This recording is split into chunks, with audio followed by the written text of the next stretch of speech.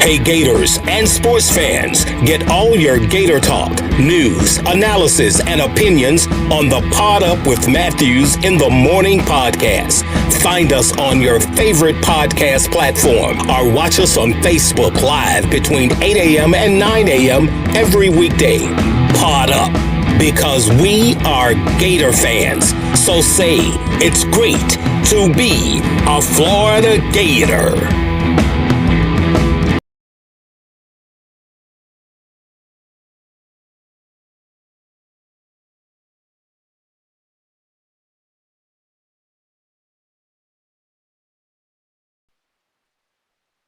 Good morning and welcome to a Tuesday edition of PodUp with Matthews in the Morning from the Crime Prevention Security System Studios. Large enough to serve you, small enough to care. It's Tuesday. That means we're going to have good old Buddy Martin from the Buddy Martin Show. Second half of the show today, we will be joined by Hall of Fame linebacker, now the linebackers coach at South Carolina University of South Carolina, Mike Peterson. But let's head on over to the Titan MR hotline, and we're joined by good old Buddy Martin. Good morning, buddy. How are you? Good morning, Shane. I'm doing fine, and looking forward to talking to you about this wonderful write-up on you this morning. We'll discuss it later, but hey, people forget you were a football player. It's funny. I joke about that, but my friend Terry Bradshaw always says, most people don't know I played football. They just remember me from television, So it goes, and your personality changes, but you, of course, did bring us a lot of glory back in 1990 when you and the HBC teamed up. So maybe we can get a word about that later. Evans got some pictures on you. So okay, well, it is what it is. It's a long time ago. But buddy, before we get into everything going on, I want to know. I used to talk a little golf with you. Did you get to watch golf this past weekend? I had to leave and go to my son's birthday party, but I watched it until it got to the end. I mean, it got kind of boring at the end. So I didn't watch the last two holes. Yeah, good golfing, though. And they head on over to Orlando this week. Yeah. I'm sure you covered the Bay Hill quite a few times in your day. I did. And I really loved Arnie. I mean, I really loved Arnie. Matter of fact, way back when, there was one night, about 10 of us had a special occasion there on a Tuesday night, and the surprise party for a guy named Ed C., who worked for Arnold, and Steve Spurrier showed up for it. He and I and a couple of people and enjoyed a good time. And Arnold was he was a unique guy and a great ambassador, and a guy that we'll never forget. If you met him and knew him and talked to him, and I'm not saying I was tight with him, but I knew him a long time and a little bit, and have great respect for what he put in the game. If you ever want to go model after somebody and what you can do for your game, Arnold Palmer, and right behind him, Jack Nicklaus. And not that Tiger didn't do a lot, but differently. And by the way, I'm glad to know Tiger apparently is on the men's. So, yeah, absolutely. I've been to a lot of those Arnold Palmer tournaments at Bay Hill. Yeah, I got to meet Arnold Palmer one time they used to have a NFL tournament with the senior tour up in New Jersey. And we got to play for different charities, and you were paired with a senior tour event. It was something that I look forward to every year. I absolutely loved it. Phenomenal. But they had a big hospitality room at the hotel where the NFL players stayed, but also some of the senior tour guys, pool tables, TVs, and you just go in there, eat and drink, and they wanted to hear football stories. You hear golf stories, but yeah, Arnold, I swear I got to meet him. So he was a piece of work, no question about that. That's why they call him the king, right? Absolutely. And I loved him to death. And so I'll never forget my experiences, but we could spend the next hour on this show talking about Palmer. And I got a bunch of Nicklaus stories, and I knew him pretty well. But that's another day. And this is basketball season. This is baseball season, about almost, although the bigs haven't started yet. And, of course, I want to talk about Trey Mann. I'm excited about this guy. Well, I've known Trey Mann since he was a middle schooler. Buddy, he and my son went to opposite middle schools, but played a lot of basketball against one another. And they used to do a little training over at Howard Bishop. And you could tell when they were in like 6th or 7th grade, this guy had a chance to be pretty damn good. And, but he could possibly be the SEC Player of the Year. There's nobody that's really that's been outstanding. True. But he's clearly our best player. We're only going to get him for a few more games because he's going to go to the NBA. But he's become a really, really good player, making some clutch shots for us. Yeah, and also, this, I have a chance to meet him. I went down to Villages when he went to school down there and talked to him and his coach and whatever. He's still playing down there. Well, especially a nice young man he is, really nice. And I love watching him play. I can only find one tiny flaw in his game is that sometimes he's so smooth and so cool. He sometimes throws a pass that's just a little too cool. You know what I mean? Yeah. It didn't quite translate, but he's matured and he's physically matured, as you know. His game has gotten better. He's a guy that can take over a game. Absolutely. When he starts knocking his threes down, so it's fun to watch. And I'm sitting there thinking, I'm not going to get all excited about Florida going to the Final Four, but I'm telling you, could be a dangerous team. I don't think I want to play the Florida Gators with those guys hitting their shots and Castleton now in the middle of what he's doing. This is a team, you don't have to get hot for 6 games, as Billy Donovan said. So Trey Mann is absolutely a special player. And I notice even the broadcasters are starting to talk about him a little bit now. So I'm happy for him, and I hope he does well, and I hope he becomes a great pro, which, by the way, one of the great pros from Florida is retiring this week. Yeah, Joakim Noah is retiring. But back to the basketball, I thought – buddy, your show, my show, others talk shows, it's when are we going to fire Mike White? I thought that was one of his best coaching jobs he's had since he's been here. Yeah. Kentucky is a lot more athletic and a lot longer than we are, and they can beat you off the dribble. They're not a great shooting team. He went a lot of zone. He mixed his defenses up, but played zone and forced those guys to make shots, which they're not very good at. So I thought, look, I had Jimmy Dykes on last week, and like he said, be careful what you wish for. I mean, you got a very good basketball coach. This team has been through more adversity than anybody else in America. Everybody's had to deal with COVID, but nobody had to deal with your best player, your leader of your basketball team, having something tragic like that happen. And thank goodness Keontae is fine. We don't know if he ever played basketball. We know the whole story, but he's with the team. But I think people just kind of like put that aside and let's just play basketball. But mentally, it was rough on the coaches and the players. And I mean, heck, they've had a heck of a year so far. Hopefully they can finish it off tomorrow night against Missouri, go down to Thompson Bowling, go up to Thompson Bowling in Tennessee, get a win there. They're in the tournament. They're like a 7 seed, I think, right now. Right. Win a couple more games, maybe get a better seed. Yeah. And I just want to say, I thought Mike White, I agree. It was one of his best coaching games. The technical foul, which he wanted, changed everything. And when he went to the zone, Kentucky couldn't hit their shots. And there was a point in time, and I don't ever complain about officiating. I got some friends who are officials. I don't talk about it. Well, I'm telling you, it was horrible. That Tony Green group, I mean, the phantom calls that they made and the disparity of whatever the fouls were was ridiculous.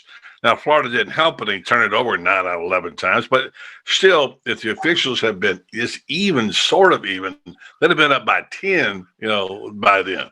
But anyway, that's just what goes with it, Rob. You kind of get used to it after the years. But, yeah, Mike White did an excellent job. I love the call of going to a zone.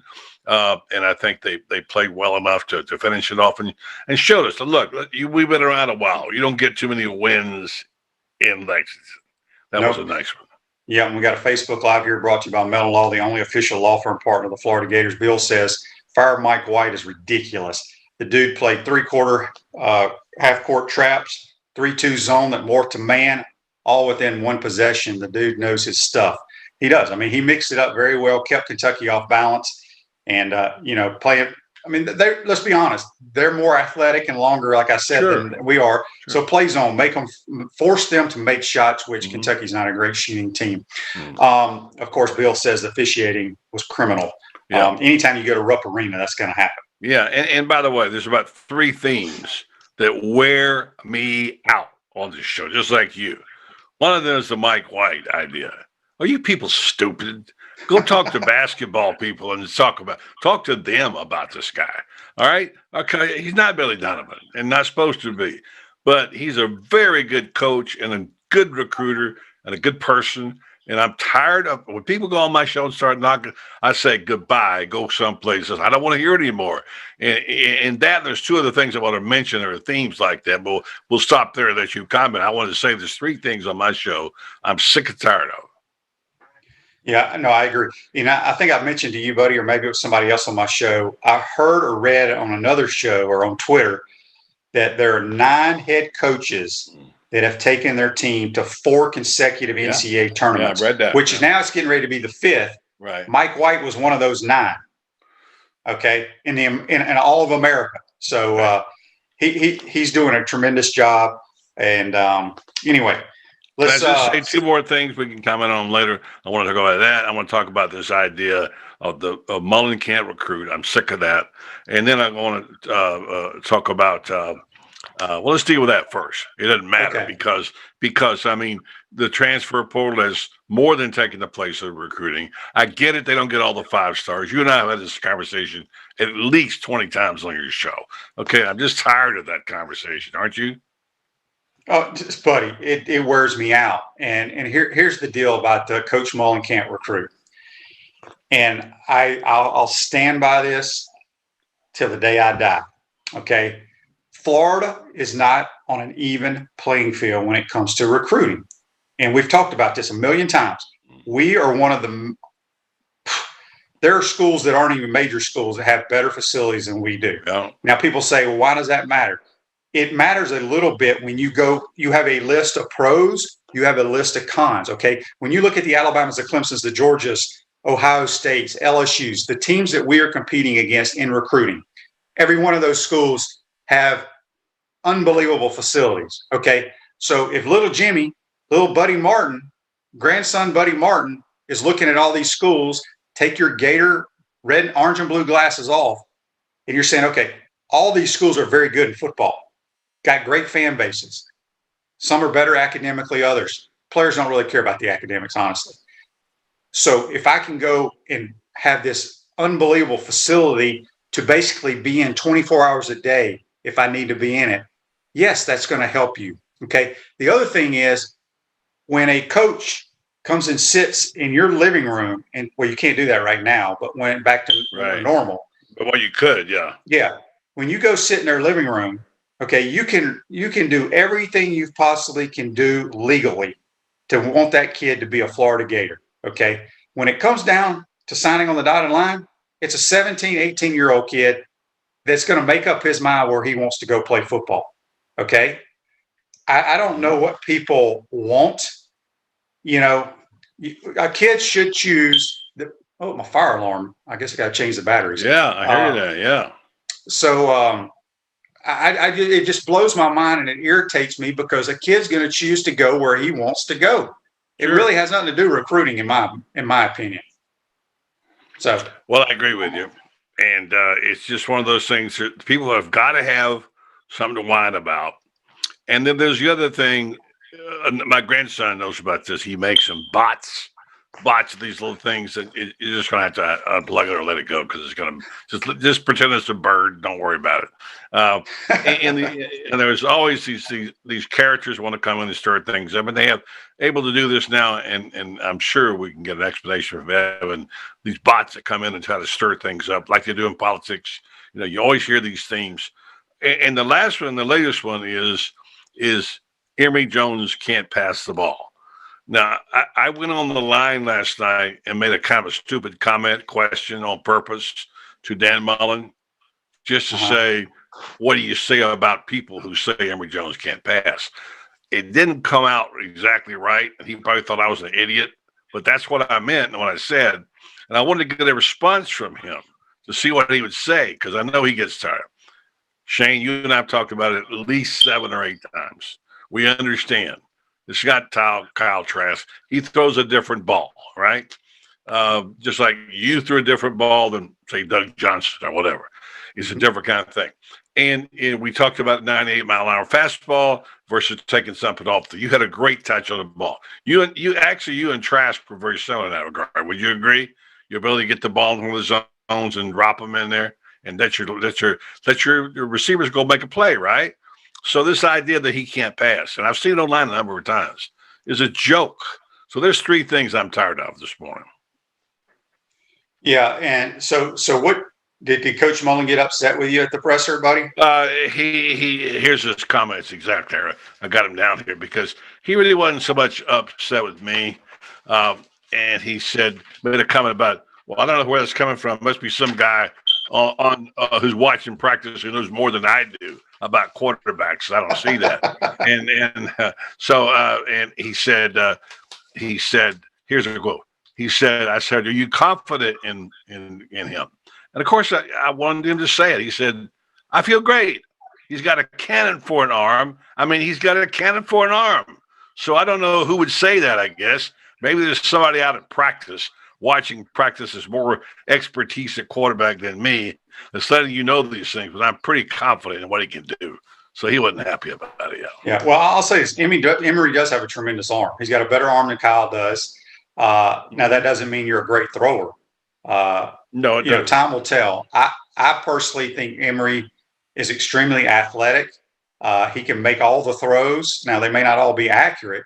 I think he needs to work on his accuracy, trying to throw people open and take a little bit off of you. You know, when a guy's wide open, your job, a quarterback's job is to throw completions. I don't give a damn how good your arm is. If you're throwing a shallow cross and the guy's only about 8 yards running 100 miles an hour across the field and he's open, you got to hit him in stride, give him something catchable so you can get some yards after the catch. You know, it drives me crazy when announcers or people in the stands, well, it hit the guy in the hands. Well, okay, it may have hit him in the hands, but you just threw him a hard catchable, a hard ball that was uncatchable. You know what I'm saying? Yeah. So playing quarterback, it's all about delivering the baby, you know, nice, easy throws. There's times when you have to gun it in there. So time will tell. I mean, buddy, look, we're all behind Emory Jones. He's waited his turn, but he ain't the thrower Kyle Trask was. He's a different type of quarterback. You're going to see different types of throws, but I think he has a chance to have a really good year. You said it well. I couldn't say it better. So, again, I know we do these shows. We want fans to be able to say what they want to say. We're okay. I mean, look, nobody's above criticism. You and I, somebody might like your shirt this morning because it's red. It's Georgia. Well, somebody did on Facebook Live. They liked my shirt. I thought I was giving a tribute to Tiger. I like that. It's a positive point, right? Here's the thing what Emory's going to do. I think you're going to see a lot of plays made by him that aren't on schedule, meaning he's going to be running around, breaking the pocket, and making things happen on the run where we didn't really see that with Kyle. Kyle, let's be honest, Kyle can't move very well. Right. He is a in-the-pocket type passer. Emory's going to be that guy that drops back and may leave the pocket too soon because he's not a pure drop back passer, but he's going to be able to make plays with his legs and make plays throwing the ball outside the pocket. Jeff says on Facebook Live, brought to you by Mellon Law, quote, delivering the baby. Excellent. Yeah, I heard. Well, that's I had a coach in the pros. I can't remember who it was. He used to sit behind the tape and, you know, he'd be rewinding it. And you got these 300-pounders breathing down your throat. Again, I don't care what you do or how you get it done. I don't want any excuses. Yeah. Just deliver the baby. That's a good phrase. I mean, good job by Jeff picking up on that. Yeah, I agree. It's called, it takes soft touch, right? Like we said, just different ways of saying it. And by the way, I do want to, now that the red shirts come up, I was impressed with what they did on the weekend. The players, of course, Billy Horschel and I couldn't do it. He couldn't wear that red. You know, it's Georgia red. He's all decked out in orange and blue. But the fact that the players paid tribute to Tiger, that was very cool. Absolutely, it was. Refresh your vehicle and your brand with a vehicle wrap from WrapSpot. March is your lucky month at WrapSpot. Mention promo code Shane and receive 13% off your vehicle wrap. We're speaking with Buddy Martin here on the Titan Tomorrow Hotline. You can follow him at Buddy Show on Twitter. Don't forget, in about 10 minutes or so, we're going to be joined by Mike Peterson, linebacker coach at University of South Carolina, Hall of Fame linebacker here for the 96 National Championship team. All right. So, Buddy, I lost my train of thought there for a second. Well, we can go back. I was thinking about golf. And okay. I can't remember I can't remember what I was going to ask you now. Arnold Palmer, golf, Tiger Woods. Did I see the golf tournament on Saturday? I'm the old one here. You should be reminding me, not me reminding you. Yeah, you brought up Billy Horschel. Oh, I know what it was. Right. You know, Billy Horschel, Gator on tour. I'm actually having tomorrow. I'm having Brian Gay, who's an All-American golfer, who's on tour here. On, we're going to talk about him. He's getting ready for Bay Hill. He didn't play last week.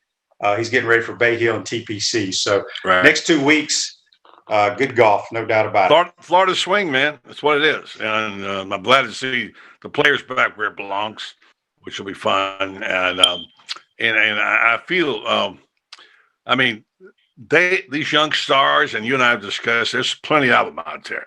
I mean, DeChambeau, I love watching him play, and Koepka and whatever. These guys are really something special. But they're going to have to up their game now because Tiger ain't there anymore to carry him. And I can tell you, I said this to you before as a voice of experience, somebody who was in the golf business for 15 years as a media director for the International in Colorado. And everything was based on ratings for us because we had a sponsorship. We sold our own sponsors. I didn't. The bosses did. And the thing about it is when Tiger's not there, 1 full point. If you get a 4 or 5 on golf, that's really good. You know, we were getting 5s, 6s, 7s sometimes. But when Tiger didn't play and he stopped playing, they dropped to 3s. That's what he means to the game right there. Well, I think, you know, I don't get in all the ratings, but it has to be the average person that doesn't play golf but loves Tiger Woods tunes in to watch when he's playing. Exactly. And if you're a golf fan, you know, even with Tiger not in tournaments, these guys are so freaking good now. It is crazy how good they are. They are. So it's, you know, I don't care if Tiger's playing or not, and we wish him well. And it sounds like it's a little bit better than we thought it could have been. I mean, he's still got a long ways to go. Yeah. But anyway, I see a Ben Hogan. You know, you guys come back. Don't know. Yeah, I see that happening. I can see Tiger at Augusta, maybe next year, maybe trying to play. Maybe I know it's asking a lot, but like someone said, he's Tiger Woods. So that would be what a great story that would be. Yep. Don't forget to go. I don't have my hat. Where's my hat? I'm looking. Well, we'll have to get our wonderful staff to get you a hat, buddy. It's a Chomp Harder hat. If you get, well, all you got to do, buddy, is go to a website, podupwithshane.com. Just put your name in there, and they may pull out Buddy Martin. You never know. All right, I could do that. I'm willing to compete. What the heck? Yeah, I'm all for that. Yeah, and I gotta get some more Gator bait hats ordered. Buddy, are you surprised the head ball coach has his house up for sale? Well, I was a little surprised. Well, I'm not, because he's building another one. Right. He told me that. I was surprised because I know he has such an affinity for Crescent Beach. And he kind of invented it in a way. He's been going there for 30-something years. And as you know, he's got 3 or 4 places over there. And basically his kids all got a place. And Steve was invested early on in that. I just kind of think HBC Crescent Beach, you know, will they go together? But he explained, as he did to you, that he's ready to down. I said, what's he said? Downsizing. It's too big. We can't. You've been in, you know, he's got one closet that's got nothing but gold Gator jackets, windbreakers in it. I mean, you know. And so Jerry, I think, I don't know. She didn't seem like to her it was like her dream home. It was Steve's dream home. But he's going down the beach to Flagler, which is a nice area, and it's probably better suited for him. So I talked to Urban the other day. I said, "Why don't you buy it?" Because you know, at one point he did try to buy Steve's home in Gainesville, and he said, "Well, I'm not in the house market right now. He's got a place already." So, although Urban sold his house in Columbus, and so I guess he's got. By the way, can I just say, tomorrow night, Urban Meyer on our show. So. Oh wow, good. Are you gonna You got to find out if Tebow's going to go joining? Well, yeah, but I'm sure there'll be a non-answer. I'm going to ask him because I wrote that column pad this last week saying, I don't care what you say. I don't care what the reasons are. I don't care.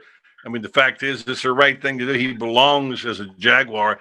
Even if he just comes in the spring, he needs to be part of that I call it Gator, J-A capital G-A-T-O-R, the Gator family.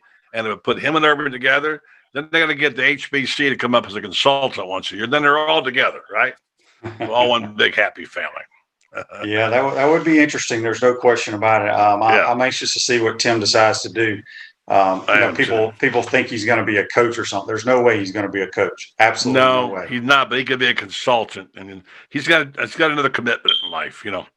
Yeah, he's got way too many other things going on. Yeah. To take, but not baseball. So we know that now. So well, he could play base. Yeah, he's not playing baseball, but while he's playing baseball, he could still do all his other stuff. Yeah, if you're a coach, I guess. I don't think people realize the time coaches spend in the office. Your dad was one, and I know. I used to talk to Bobby Stoops about his family. His dad would come home and come home with the kids and play a projector on the refrigerator at nighttime. That's what he used to do. Hey, I don't want to get too far. Can I just get Evan to check out? Give me that little link real fast. So this guy who played quarterback in Florida one time that's featured today in the Newswire, USA Today. Dude, I forgot how good you look back there. Just sort of standing back there watching. If Devin can throw that up there, we can take a look at it. Yeah, I just wanted to pay tribute. $175. I was weighing about 175. You look slim. You're looking good, Jack. You're looking good. And like I told you, I love right now how Emory Jones is carrying himself as a player, and you carried yourself, always appreciated very much. And I just forgot about it until I saw these pictures this morning. And USA Today talked about what you did, and I think that gummit Shane needs to get more recognition. Like I said, people forget you were a star quarterback, MVP of the league several times, and you started the tradition up there, winning championships, and that's something we should do. We should zero in when we talk about the DNA of the Gators. Evan, do you have it yet? Yeah, he's rolling it. Okay, I'm not seeing it here, so good. Yeah. And I want to just say two things if I can. I'm working on a project I can't talk about right now, but when you talk about where you came, where you are, it's where you came from. What Coach Spurrier did, and by the way, it all started with a kick, a field goal kick. Because if he hadn't made that field goal against Auburn, how would things have turned out? Maybe Shane would never have been the quarterback at Florida, right? So the way things happens, when you start going back and talking about things, I know we got out of time, but I just want to say that Gator fans, and I know they appreciate Coach Spurrier for what he's done and what he's brought here in the place we're in now. We weren't always as Gator fans. And as Coach said the other day, I was doing a scrapbook the other day. I didn't know you were covering me back there when I played. Coach, I started covering you the minute you said foot on Florida field. I've seen it. I know that. And I've seen Shane. And you deserve a lot of credit for what you did. And I'm glad we got to remember you as a quarterback. All right, buddy. I appreciate it, man. We're running out of time. We got to get to Mike Peterson. He's waiting. We'll talk to you tonight on your show. That's Buddy Martin. Join us on the Titan MR Hotline. Okay. We're going to take our first time out of the program. When we come back, we'll be joined by Mike Peterson. Hey, Gators. This is Coach Steve Spurrier. PodUp with Matthews in the morning. We'll be right back after this commercial break. We want to take this moment to thank all our sponsors who keep the show going and pay the bills. Our gridiron sponsors are Crime Prevention Security Systems, large enough to serve you, small enough to care. Titan MRI, Gainesville's only locally owned and operated MRI facility. Meldon Law, where you matter most. Peachland Dental, Gator Nation's first choice for dentistry in Port Charlotte. Comfort Tim, comfort is our business, peace of mind is our promise. G-Tech Sport, keep your athletes in the game with G-Tech Sport. Celebration Point Town Center, Center State Bank, Chris Doring Mortgage. Some of our touchdown sponsors are Campus USA Credit Union, Adams Rib Company, Doreen Wiebe Realtor Caldwell Banker, MM Parish, Gator Dominoes, Celebrate Primary Care, Gator Bait Media, Wrap Spot, Okido America, Gators Dockside, Style Cuts, Ironwood Golf Course, TB Financial, Meadowbrook Golf Course, Darshakow Insurance. If you are interested in promoting your business on the show, visit podupwithshane.com and click the advertise button.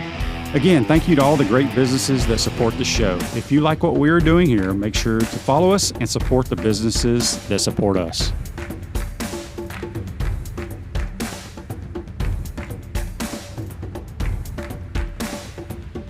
Back to this Tuesday edition of PodUp with Matthews in the morning from the Crime Prevention Security System Studios.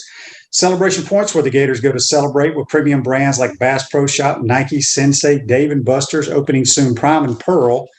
And coming spring of 2021, the HBC's new restaurant, Spurrier's Gridiron Grill and Visor's Rooftop Bar. We will see you at Celebration Point, where the Gators go to celebrate. We're now going to go to the Titan MR hotline, and we're joined by former Gator linebacker, number 29, Mike Peterson. Good morning, Mike. How are you, buddy? Good morning. Everything's good. How about yourself? Can't complain. When I have former players on here, Mike, I like to go back to their younger days. You played high school ball at Santa Fe. Yes, when you were being recruited, now let me ask you real quick, your little brother, Adrian, how many years apart are y'all? 4 years apart. 4 years apart. Okay, so did y'all get to play high school ball together or no? Yes, we did. I was actually, I guess you could say 4-3. I was a senior and he was in the ninth grade. We played together. Yep, okay. For just a little bit. He started out JV and he had a chance to move up and play a couple games of varsity, so we did interact a little bit. Gotcha. Okay, so when it got time, when you started, you're a really good player there at Santa Fe for the Raiders. What all schools did you visit, or did you always want to be a Gator? Well, actually, Florida was my last visit. I took a visit to Michigan, Clemson, and Georgia Southern, and Florida was my last one. I took 4 visits. And Coach Spurrier, who was the main guy? Ron Zook, Coach Zook, my guy, man. Okay. Coach Zook was my guy, and early in the process, I had told a lot of teams that I only wanted to play quarterback. I played quarterback in Santa Fe, so at the time, I thought I was a quarterback, and that's what I wanted to do. So a lot of schools kind of backed off of me once I made that statement, but Florida was one of the teams that kind of stayed there and kind of gave me that option to come there. Yeah, I was going to ask you because I thought I was crazy for a minute, but I remember you played high school quarterback. And so Coach Spurrier and Coach Zook, believe it or not, actually said, Mike, we're going to give you a chance to play quarterback. Yep. Mm-hmm. Okay, so let me ask you this. How many snaps did you take in your first practice at quarterback? I don't know if I took one snap at quarterback.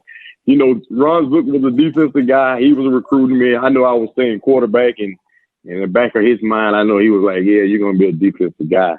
And then it actually all worked out.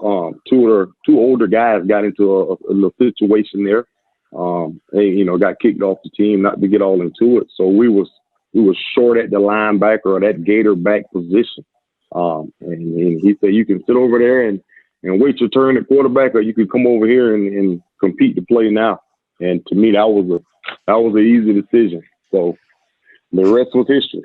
Yeah, that cracks me up. There are not many guys that played high school quarterback that end up being a unbelievable linebacker, All-American, and playing the NFL at the linebacker position. Yeah. So let me ask you this: Did you? So you never got a chance to go over there and individual with Coach Spurrier, get the ball up high, Mike.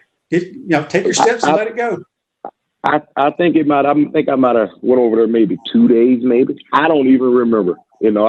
I just wanted to get on the field. So I kind of went over and I seen how deep we were, and I was, looking on the other field like, yeah, man, maybe I need to go over there. And it might have been the day one I started out over there, but I don't even remember it. All I remember is the situation we had and with the older guys and moving on the defensive side, and the rest was history. I never look back. Yeah, that's a great story. All right, so Mike, you were fortunate enough to be one of the linebackers on the first ever national championship team in 1996. Florida's won 2 other ones since then, and you've been around football, playing professionally, coaching, and all that. And we'll get to that later. But a lot of people like to debate whether the 96, 06, or 08 teams, which one is better. I know you were on the 96 team. Which team, if they had to play a round robin, who are you taking? Oh man, I'm taking the 96 by far. Look at check the roster, man. You know what? I tell people all the time, our practice, just going against our offense in practice was harder than the games. Just because you go down just the list of defensive guys, I think all the guys that played there, all but maybe one guy had a chance to play on the next level. And even was, backups, guys who didn't even start at the time had a chance at the next level. That's unheard of now. But that 96 team, man, we was loaded. Not to just the defense, we was loaded. The offensive side, we was loaded. We had great coaches. A lot of the coaches went on to, with head jobs, coordinator jobs. So You know, I'm a little biased, but I think that 96 team can go up against any team. Yeah, I'm right there with you, my man. When you look back at, speaking of, you talked about the practices, so many good players on both sides of the ball. And I get a lot of criticism when I say this, but to me, and I have the all-time leading rusher play with me, Eric Rett, who was a tremendous football player. Right. And obviously we all know what Emmett did. But to me, the best running back that ever played at Florida is Fred Taylor. Would you agree with that?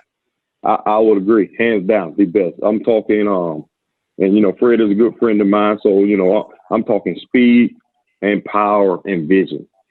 You know what I mean? How many backs can you find that have all three of those? You know, a guy who can, if you give him a crease, you know, it's a touchdown. And, you know, he's a powerful guy. You see the way he was built, and the guy who was cutback king. You know, you give him a crease on the cutback, he's going to find that crease, and the rest is history, you know. So he's definitely my number one. We're speaking with Coach Mike Peterson here on the Titan More Hotline. You can follow him on Twitter at Coach M. Peterson. He's a linebacker coach at South Carolina. Hey, you got inducted into the University of Florida Athletic Hall of Fame. What did that mean to you? Oh, it meant a lot. You know, getting inducted is like, you know, being voted a captain to me. You know, someone else has to nominate you for it. Someone else has to vote for that. I got to be honest, it was a little surprising. So I'm not a guy who, you know, I can't tell you how many sacks I had. I can't tell you how many, you know, interceptions I had. You know what I mean? The awards never really mattered to me. It was more, you know, what my peers thought of me. So it was a little exciting, and the whole process, I enjoyed the whole weekend. Yeah. Mike, when you look back at your Gator career, what's the one moment or one game that stands out the most in your memory? Oh, man. Oh, that's a hard one, man. One game, one moment. You know what? I don't even know if it's a game.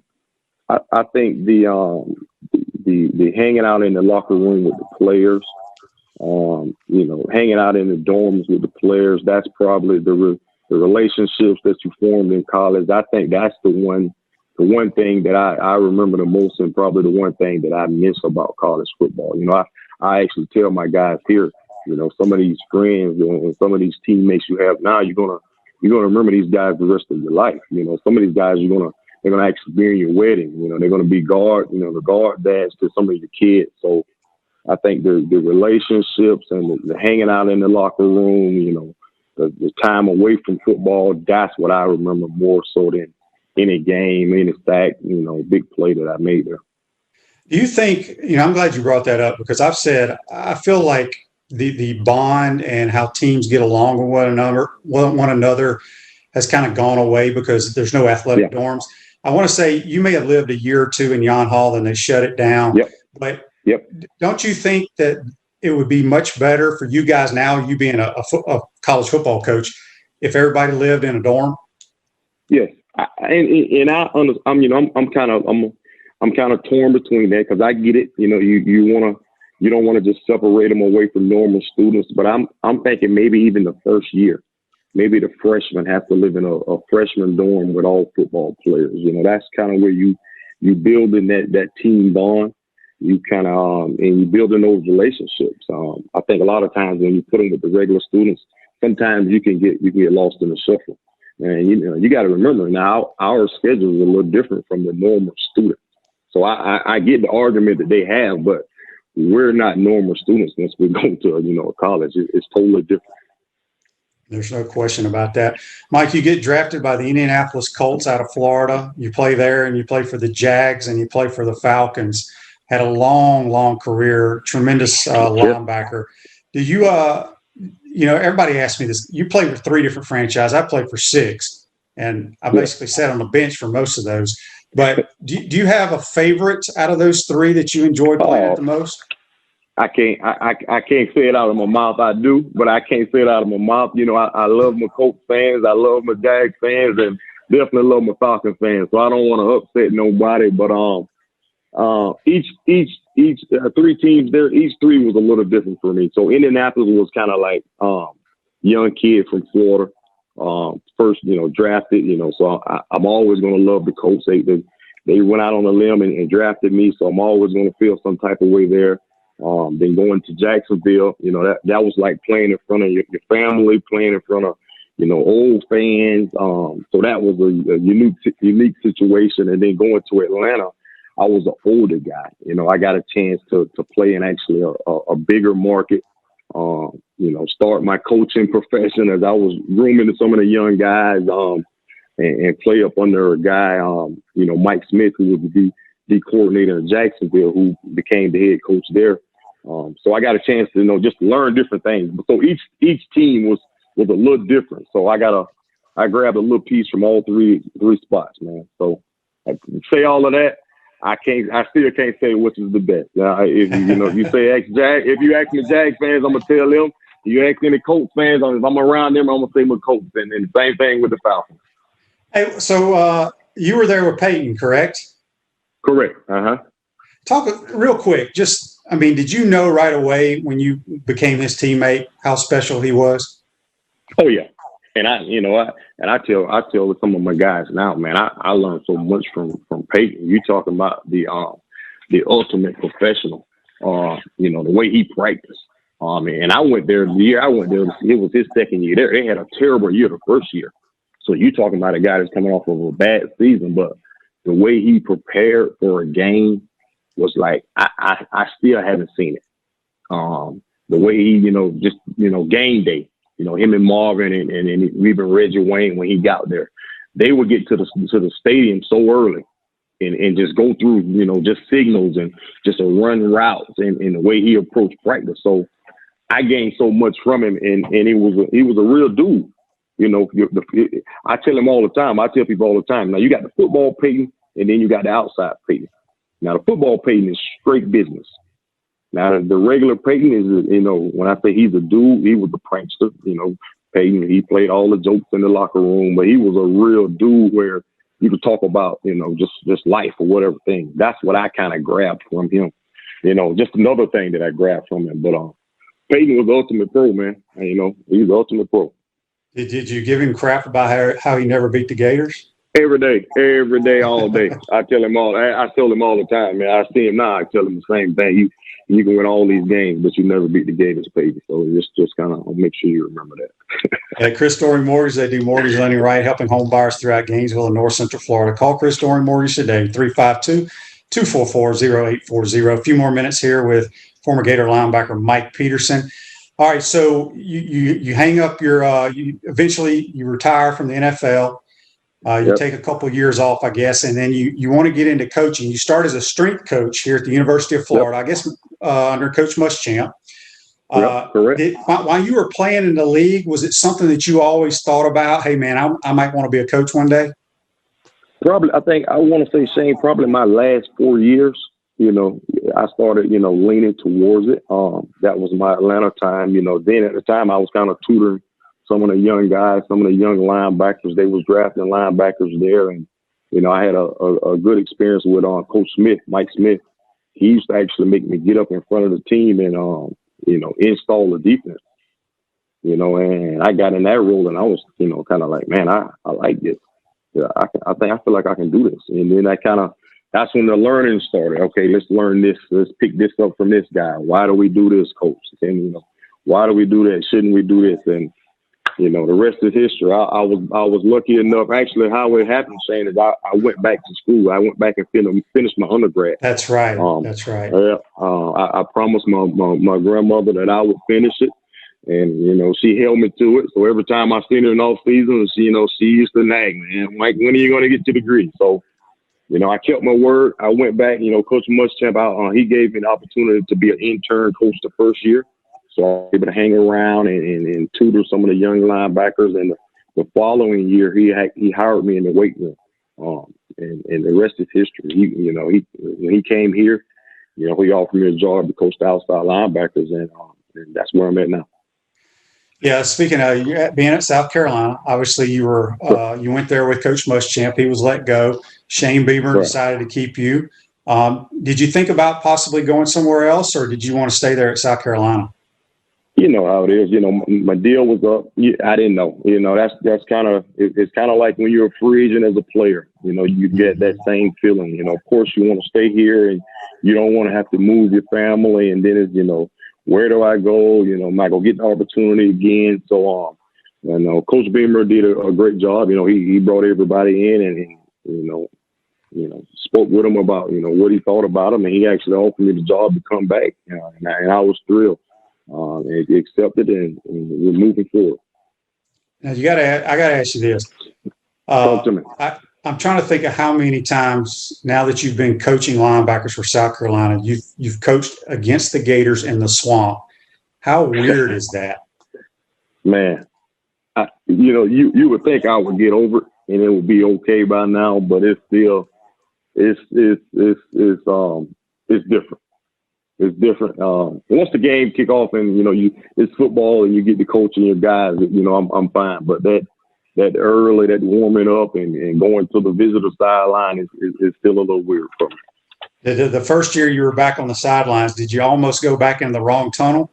Of course. Of course. The wrong tunnel, the wrong sideline, everything, the wrong locker room and all, man.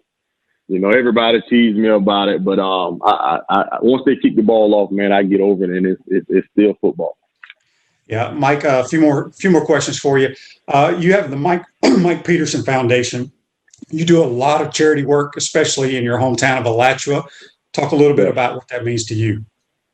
Oh man, that's something that I was as soon as I got the opportunity to get in the NFL, that's something that I always said I wanted to come back and be able to do. You know, I grew up in that area in Alachua, and, you know, as a kid, you always wonder, man, why I never see any NFL players here, or why doesn't anybody do this for us, or why we don't have a part, you know. So that was kind of my driven goal once I make it, be able to come back to my hometown. And I always say, if your hometown don't love you, you can care less who else loves you. So I was always fighting, you know, to make sure my hometown was, you know, backed me and loved me and supported me. And that was just my way of giving back to them.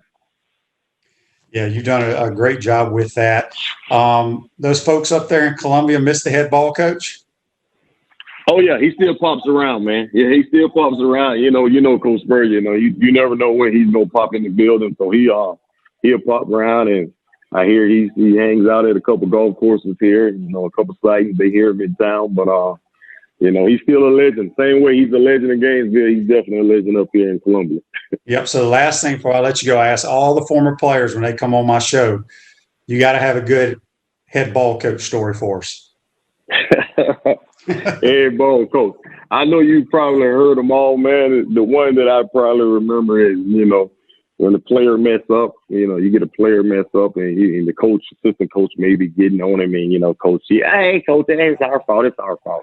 We recruited him. It's our fault. So that was always mine there. And you talking about a guy that loved to win. Oh my goodness. Everybody always asks me, what do you know about Spurrier? I said, he loved to win.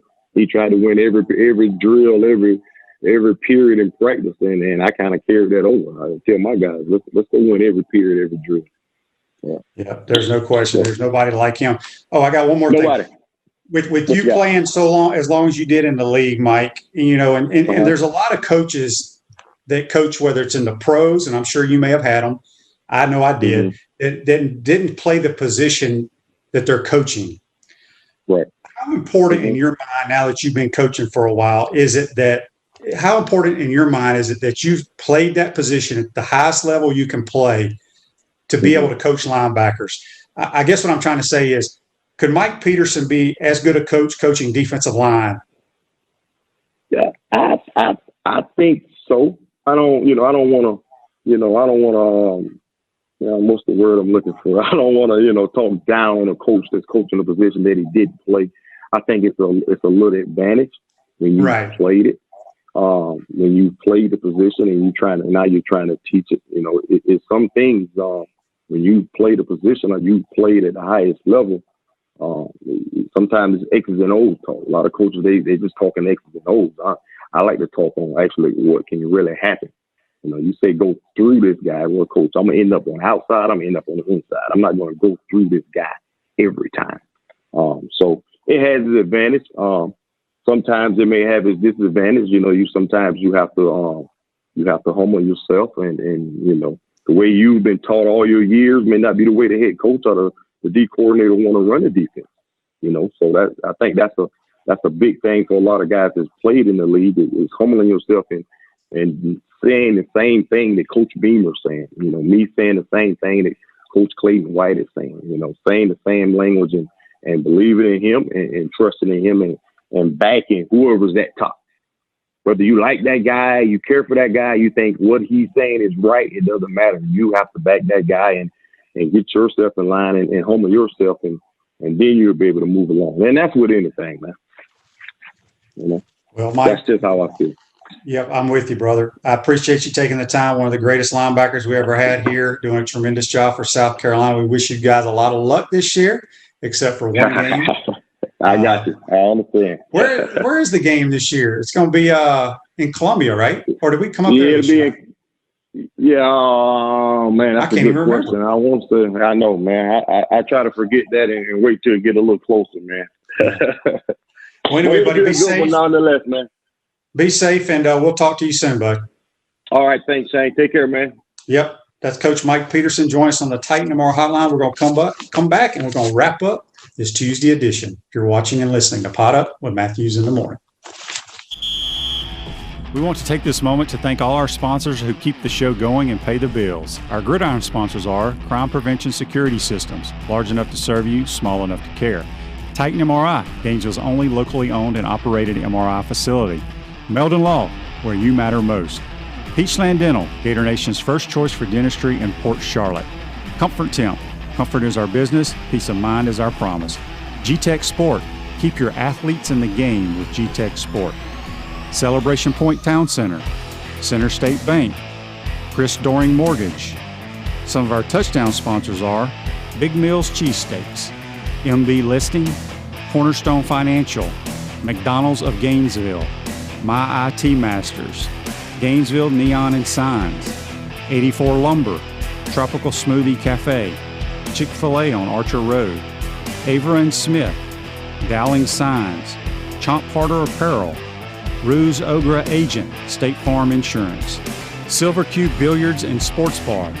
If you are interested in promoting your business on the show, visit podupwithshane.com and click the Advertise button. Again, thank you to all the great businesses that support the show. If you like what we are doing here, make sure to follow us and support the businesses that support us.